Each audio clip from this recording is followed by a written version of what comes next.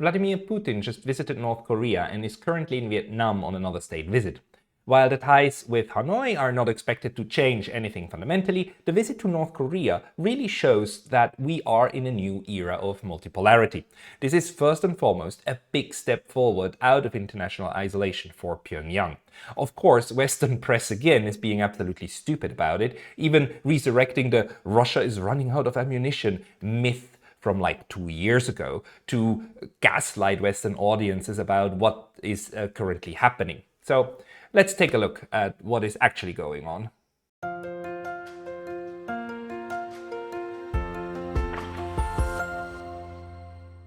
I've prepared here a couple of things, one of them being first, how, the New York Times, my favorite propaganda outlet of the West, is reporting this. And I read this just in order to know what is not happening, right? Or to see like how this is being framed in certain quarters. Of course, the US and the West in general is most worried about North Korea's nuclear capabilities. And it is true that once the Russians were on board with the rest of the Security Council to actually put heavy sanctions on North Korea to keep them from producing nuclear weapons, which they did anyhow. And by now, the North Koreans have a very sophisticated nuclear weapons program, and they have not just 1 or 2 warheads. They have something in between 60 and 100 warheads. And by this time in 2024, they even managed to miniaturize their nuclear devices, which is very important if you want to mount them on rockets, right? So by now, North Korea is actually became quite a capable player in this entire field. And it's funny that this would be the main objective of the article and so on, because it's utterly clear that if North Korea doesn't need the help of Russia for one thing, then it is for for the development of nuclear technology, which they managed to indigenously produce. But what I find fascinating is the spin that the West is trying to give.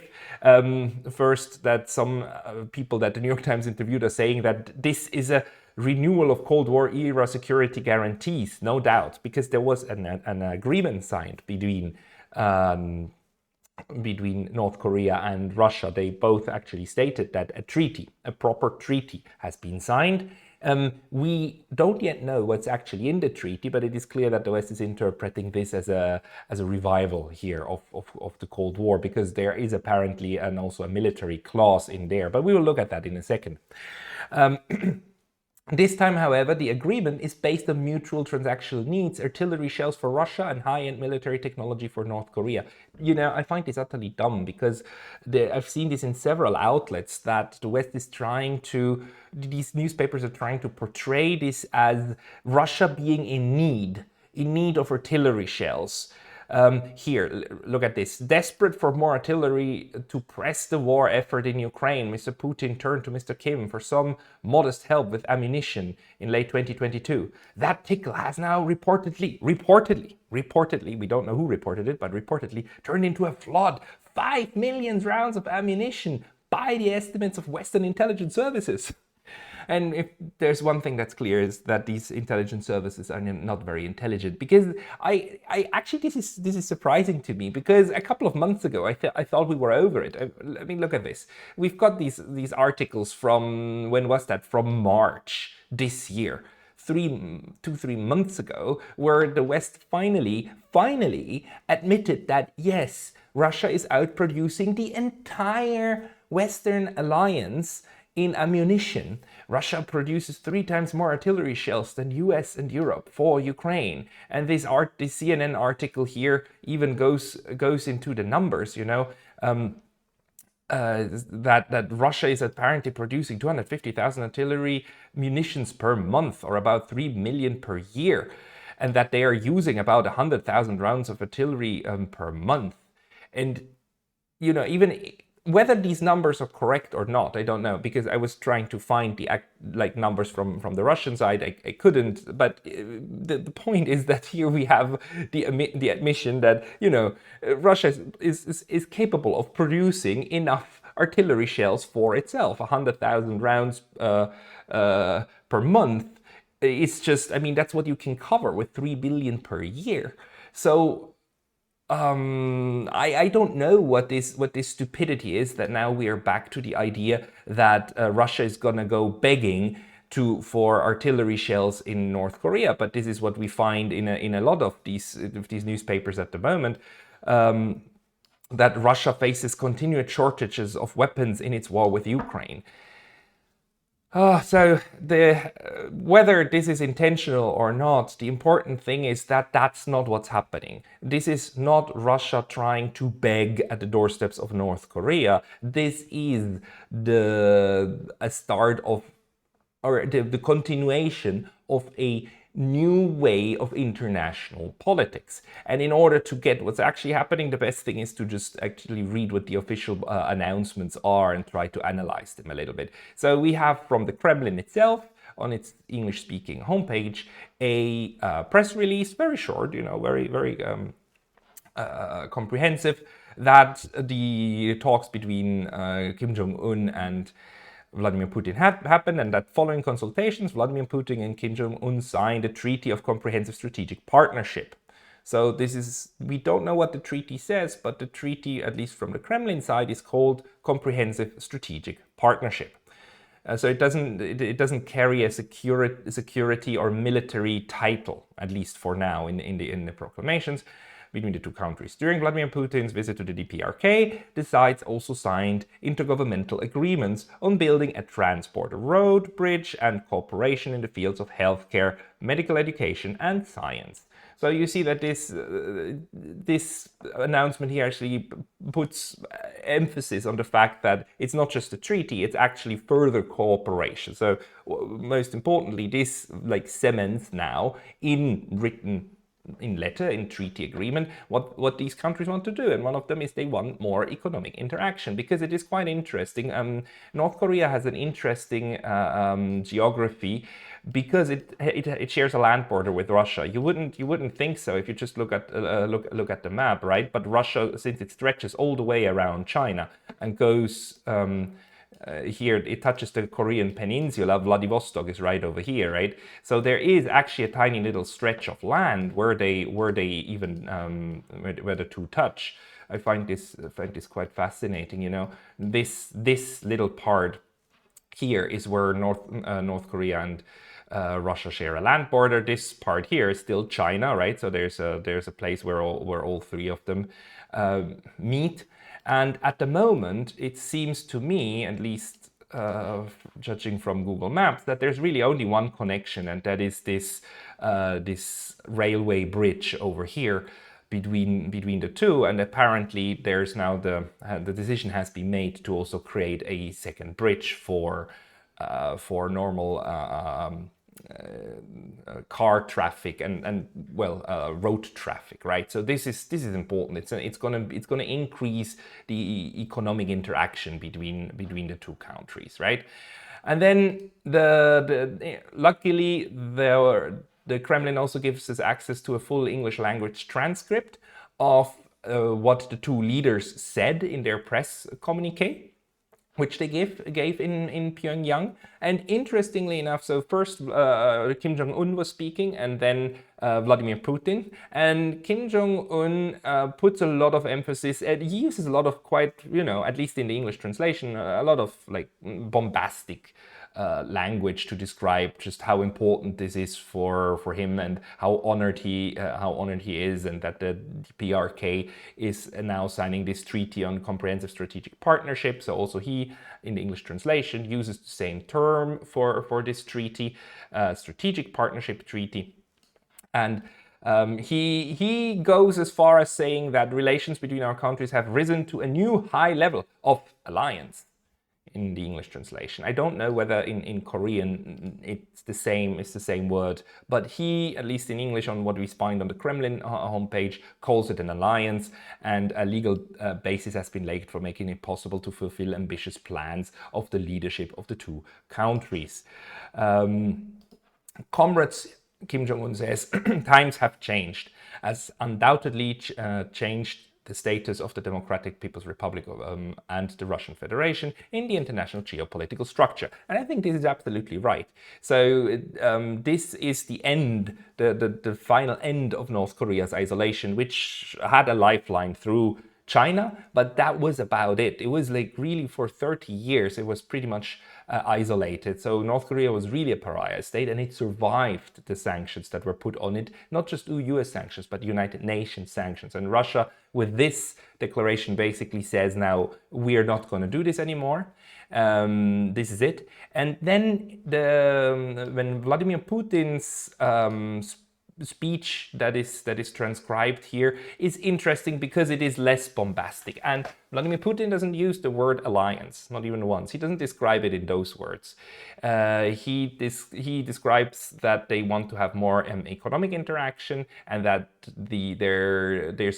that these countries are striving for a more fair and equitable distribution of power internationally, and that they want to cooperate in several levels, right, including in agriculture and in trade and exchange, also students and so on who should study. Vladimir Putin points out that there's 130 North Koreans already studying in Russia, and that this should increase. So this is a kind of a people-to-people exchange, which is also a change for North Korea. North Korea is very, very reluctant in letting any of its citizens go outside, go either to China or go to Russia. So if North Korea agrees that they want to have more tourism, or a little bit of tourism, and let some of their people go out, then that will change also the approach. That signals a change also in the North Korean approach towards international affairs, very interestingly. Then Vladimir Putin then also talks about the security issues and the international agenda, that this was in the focus of attention during the talks in Pyongyang. Our countries, Vladimir Putin says, consistently defend the ideas of creating a more just and democratic multipolar world. It must be based on international law and cultural and civilizational diversity. So fascinating to me that Vladimir Putin again puts in international law and says basically, okay, we want to comply with international norms, that is. Of course, he says that they support a genuine friend, that they're just genuine friends and want to be good neighbors. And then, interestingly, Vladimir Putin says that we will also keep opposing the very practice of cutthroat sanctions as a tool that the West got used to apply for preserving its hegemony in politics, the economy, and many other areas. In this context, I would like to note that the unlimited restrictive regime of the UN Security Council, inspired by the United States and its allies with respect to the DPRK, should be revised. So the important thing is, of course, that Russia is part of the Security Council. So Russia is one of the states that signed off on this sanction regime. And if he says it should be revised, this indicates that they will try in the UN Security Council and in the UN in general to get these sanctions on North Korea lifted. So Russia is basically saying no more imposition of US-inspired sanctions on other countries. So this is a big change, and Russia obviously now is going to accept that North Korea is going to have these nuclear weapons. It wasn't a fan of this, and you need to know that there's a history of nuclear weapon states, the big five that are officially allowed to have them under the Non-Proliferation Treaty. The US, Russia, China, France and the UK, they are historically notoriously allergic to other states getting them. All five of them have a history of trying to prevent other states from getting nuclear weapons. And it seems to me that at least when it comes to North Korea, Russia has accepted that it is another nuclear weapon state. Although I would be very surprised if Russia then actually started helping North Korea with its nuclear program, or even in delivery methods. So until and unless we see this this treaty that now has been built, which Kim Jong-un calls an alliance, we won't know what's in there. And historically speaking, all great nuclear powers are hesitant to help others with their nuclear programs because they are aware that this undermines their own standing, right? So I do not expect this to be a dramatic shift for the North Korean nuclear program. I do expect it to be a dramatic shift for North Korea's standing in, like, economically in the world, and also its ability to diplomatically interact with other states. And this is basically North Korea being able to break out of this of the corset that has been put around it for at least 30 years now, and during the unipolar moment. So, and just to finish up this update here, Vladimir Putin is now in Vietnam, and there I expect much less change, because Vietnam historically has been an eager buyer of Russian weapons. The New York Times, in this sense, is interesting again, that in the entire article, the only ones mentioned that there used to be some problems between the United States and Vietnam. An entire huge war which killed millions. That's mentioned once. The rest just tries to more or less depict the situation between Russia and Vietnam. Mr. Putin's war in Ukraine has left him isolated from the West.